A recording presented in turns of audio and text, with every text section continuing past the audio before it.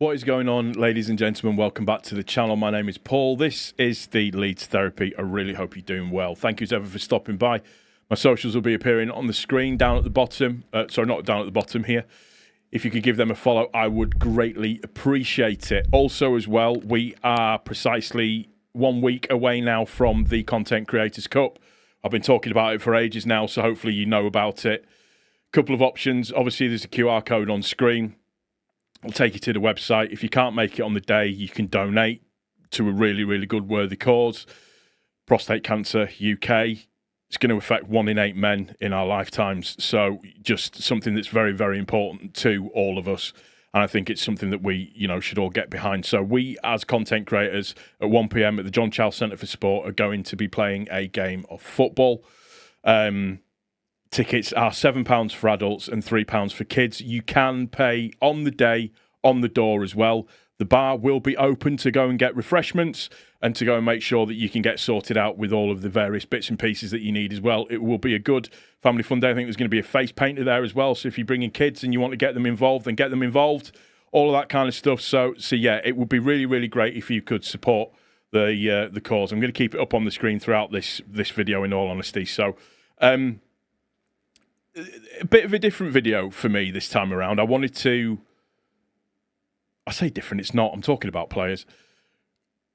We seem to have, as fans, spiralled into that severe level of negativity again. We seem to have spiralled into we're being outdone by everybody else, that the board has no idea what they're doing, that Farke has got no pull, that we can't get any of the players through the door, etc. So we've been beaten to other players, this, that, and the other. And it's that kind of really sort of loud minority that always tend to sort of stick their heads up and really sort of scream and shout about stuff and get annoyed about absolutely everything.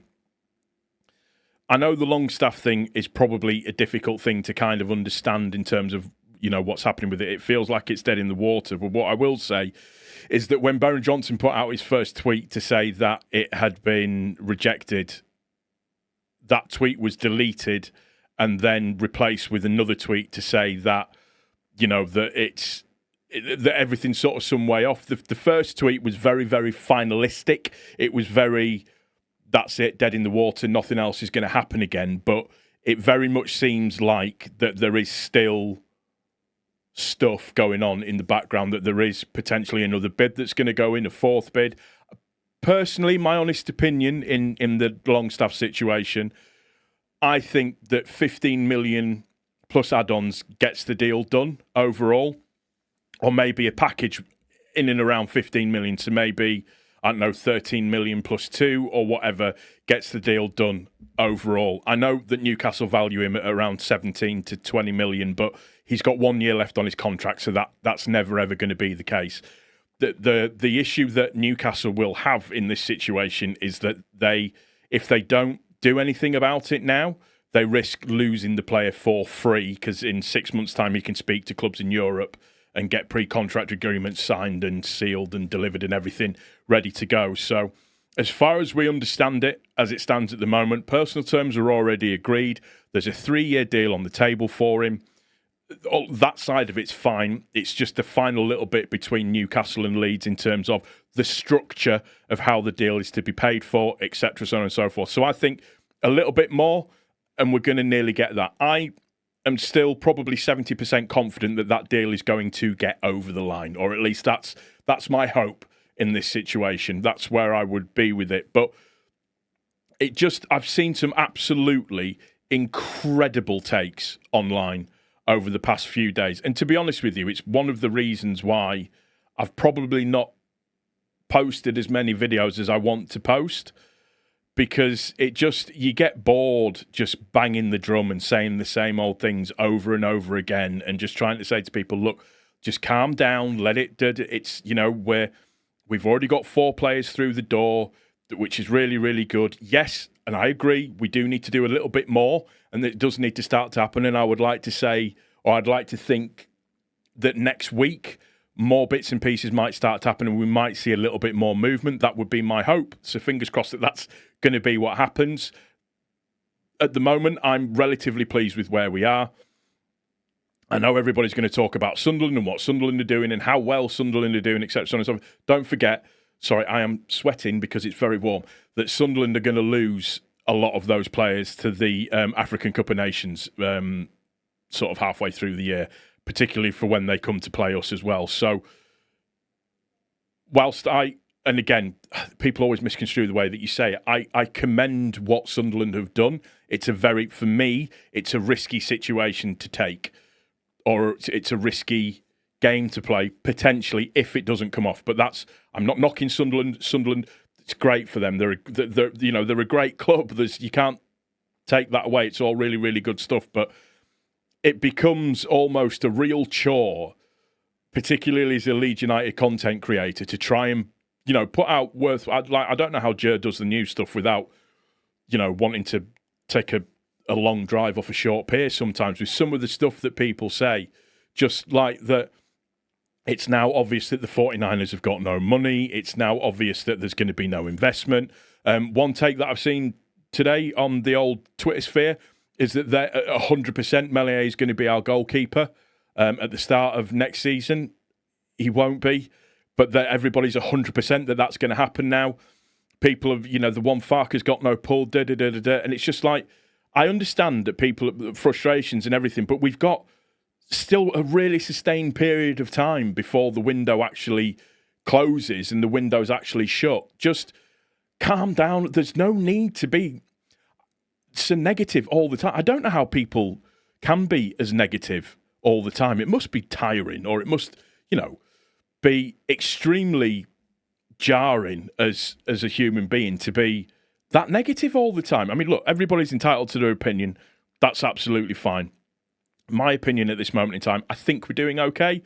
Next week, I want to see a little bit more action and stuff going on next week. So hopefully that will be the case. It's just a case of you have to be patient in these things.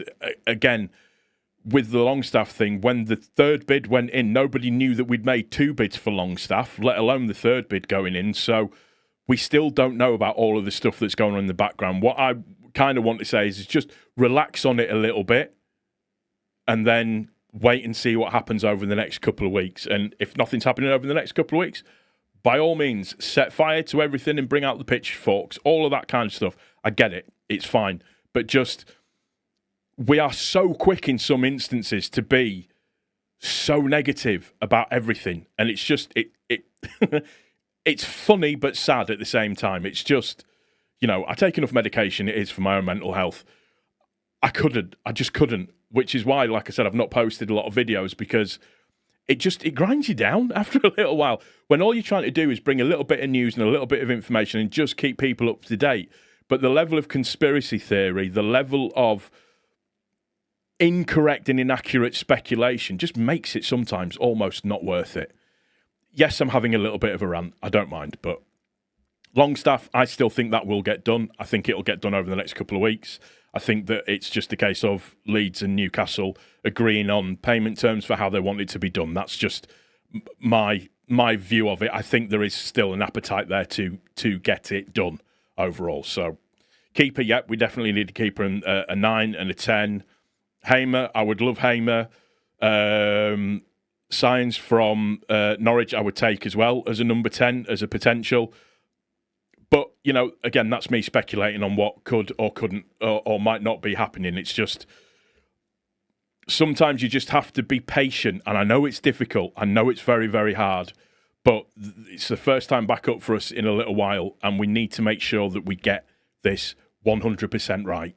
We need to make sure that we do the right things at the right time, and not just as a case of just trying to spend money for spending money's sake, because we know what happened when we did that in our most recent trip into the Premiership, and also before, when we tried to live the dream.